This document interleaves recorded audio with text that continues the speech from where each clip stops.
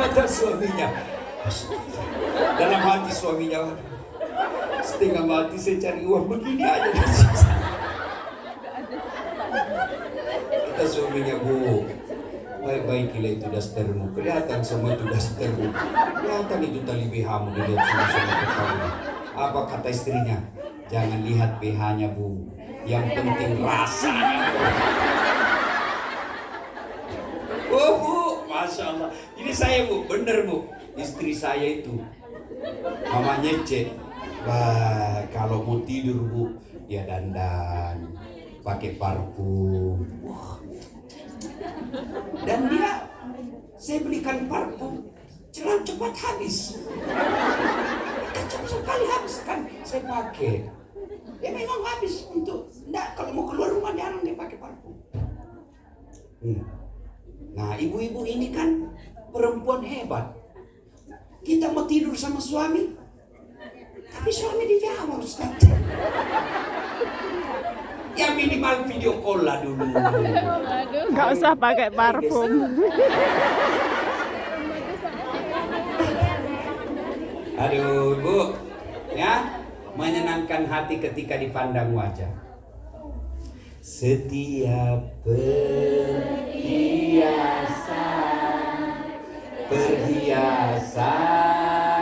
dunia hanya istri soleha.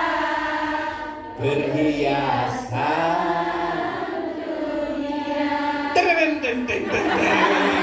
Aduh, hebat memang ini, Masya Allah, ibu-ibu ya. Nah, jadi ibu-ibu, dua, wanita soleha itu membuat suaminya betah di rumah.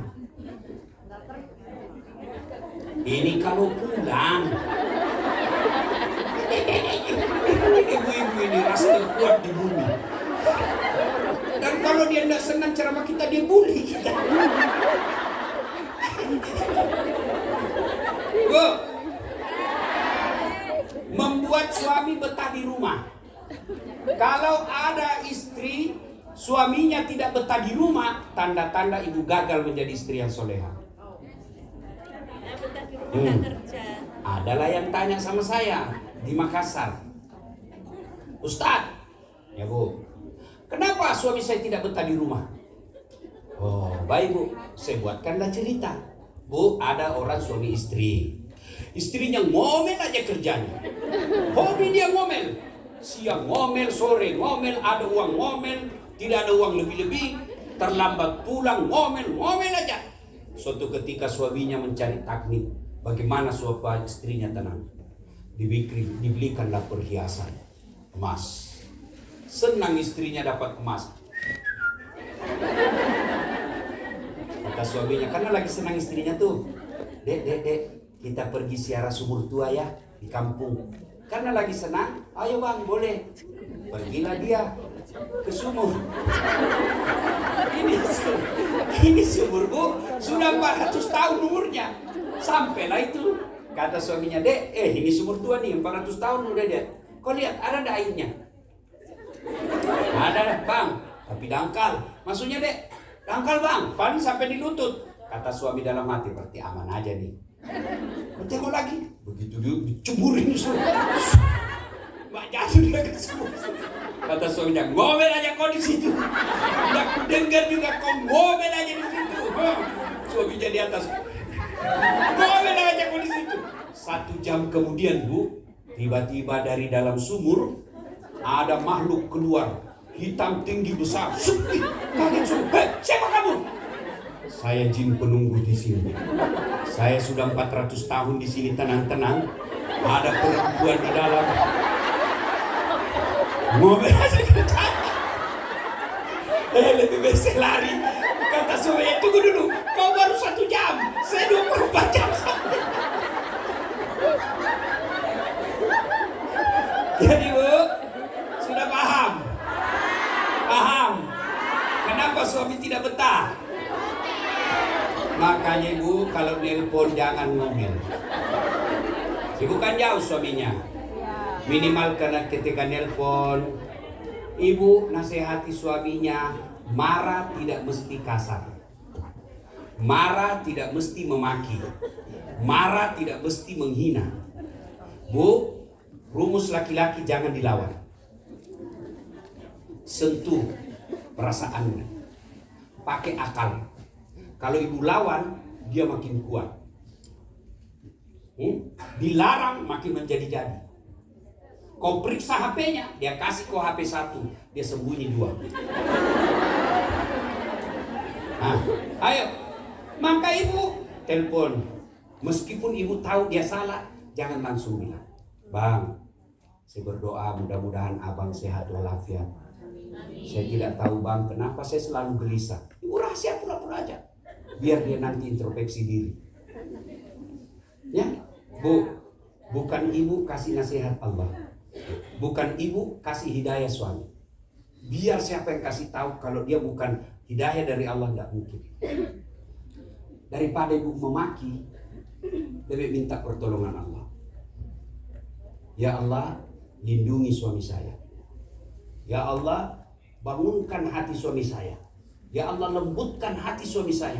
Saya ikhlas datang merantau, mengambil peran suami saya. Karena saya ingin bahagiakan anak saya. Ya Allah, lindungi anak dan suami saya, Allah. Minta itu sambil menangis di hadapan Allah. Allah sudah janji, ud'uni astajib lakum. Minta kau kepadaku, pasti saya kabulkan. Dan ibu, laki-laki itu kalau istrinya baik, biar perempuan mana yang goda, tidak akan tergoda. Ustaz kok mau gitu gampang? Enggak, saya ini pelakunya. Kenapa? Oh Bu, saya ini sebagai ustaz, banyak godaan Bu. Banyak janda-janda yang curhat. Baik yang muda maupun yang tua. Kalau tua tidak tergoda saya Bu. Ini janda-janda muda, bening Bu. Oh, bening betul. Ustaz, baru suami saya meninggal. Adakah doa-doa penenang jiwa? Saya kasihlah doa-doa penenang jiwa. Ustaz, jiwaku sudah tenang. Maukah Ustaz menjadi imam dalam hidup? Oh maaf Bu, saya bukan imam, saya penceramah. Tapi kalau ada yang goda, saya bilang, bidadari di rumah saya Bu. Mama Ece itu luar biasa. Waduh, semenjak saya menikah sudah 11 tahun Bu, 12 tahun lebih. Itu kalau dia terlambat sholat bangun, sholat subuh, bukan sholat subuh, sholat tahajud, itu kayak kehilangan emas.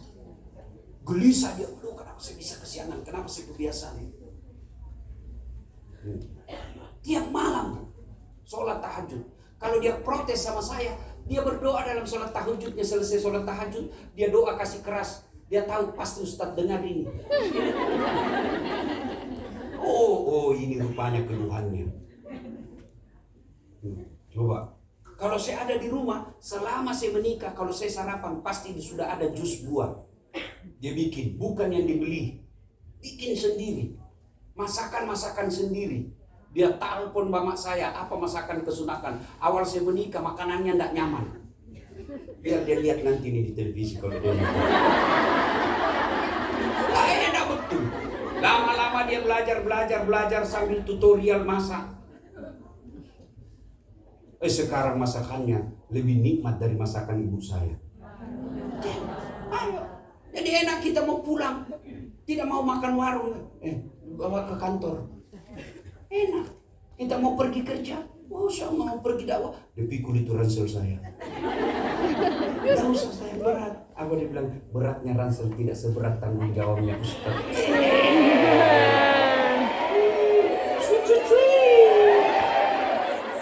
Masya Allah. Sudah itu Bu, sebelum saya berangkat saya dulu mobil, dia jabat tangan. 2 kali Bu, bola balik.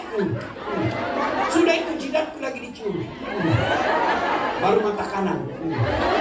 Mata kiri lagi. Ini lama-lama sedikit. Masya Allah.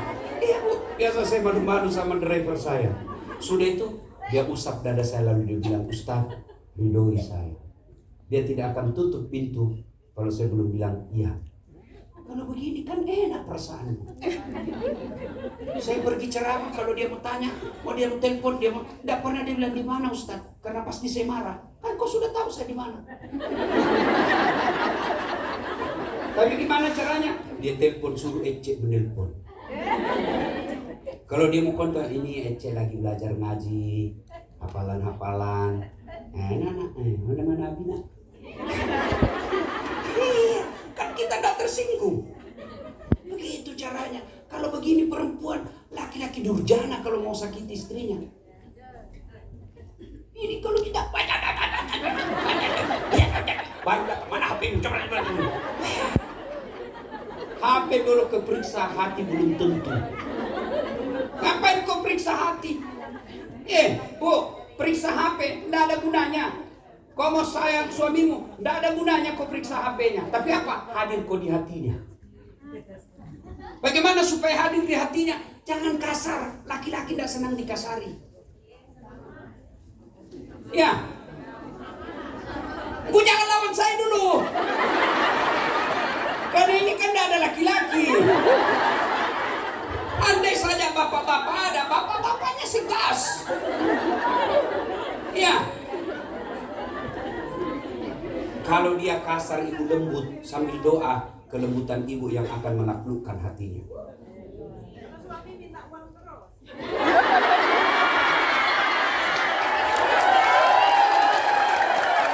Oh, saya kalau istri saya juga begitu. Ibu dapat pahala 2. Pahala apa? 1, pahala sebagai kepala rumah tangga. 2, pahala sebagai ibu rumah tangga.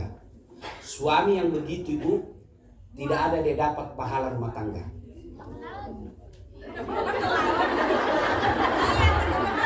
Bu, kalau dia ke laut diambil orang lain. Oh, sudahlah ibu, sudah. Bu, saya serius nih bu. Bu, saya serius. Bu, dalam rumah tangga supaya gampang dipahami, saya kasih angka misalnya. Sebagai istri pahalanya 5. Sebagai suami pahalanya 5. Kalau dia menjalankan masing-masing kewajiban.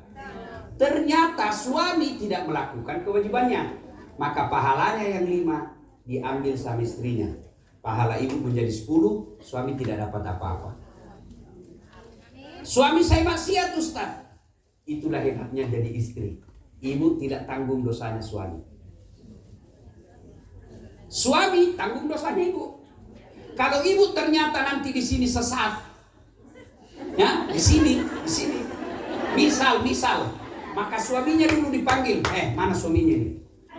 Kenapa kau biarkan istrimu pergi kerja di Hong Kong? Apa tanggung jawabmu sebagai kepala rumah tangga? Kau nikahi itu anaknya orang, dia kasih kau sudah sarjana, dia kasih kau sudah akhlaknya baik. Karena dia terpaksa merantau karena kau malas, kau masuk neraka. Meskipun suaminya ulama. Kenapa? Dia melalaikan tanggung jawabnya sebagai kepala rumah tangga. Beda kalau perempuan, suaminya maksiat, suaminya malas, suaminya pemabuk, ngabisin duit aja kerjanya, ikhlas istrinya kasih.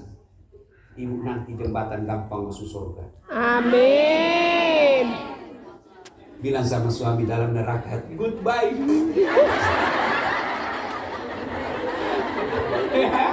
Jadi bu, kalau ibu sudah tidak senang sama suami, bukan dengan menghinanya di handphone, bukan dengan mempermalukannya di keluarga, bukan dengan memakinya di medsos, tapi ibu datang ke Indonesia, minta visa baik-baik. Bang, saya sudah capek bang. Biarlah saya cari nafkah. Supaya abang tidak berdosa, abang mau menikah sih silahkan deh. Tapi tolong, ceraikan saya baik-baik. Jangan persulit. Anakku biar saya ngambil. Kau menikah terserah. Oh itu wanita hebat. Daripada bertengkar. Hamil lagi.